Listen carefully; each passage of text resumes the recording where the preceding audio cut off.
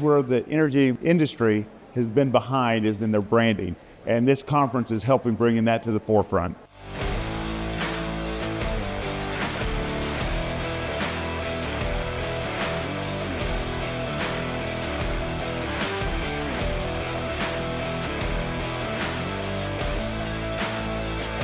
It's a really unique combination of people that we have in this room when you combine marketing experts who are focused specifically on energy.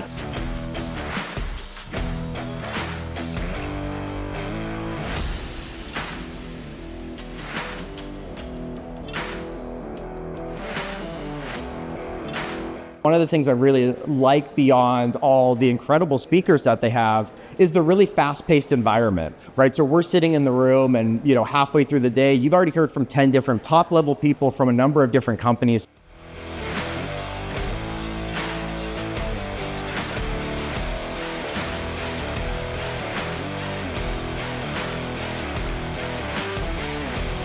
It's an environment for discussions, not only about energy companies, not only brands, about leadership, about transition, about do's and don'ts, about the benchmarks, about the future predictions.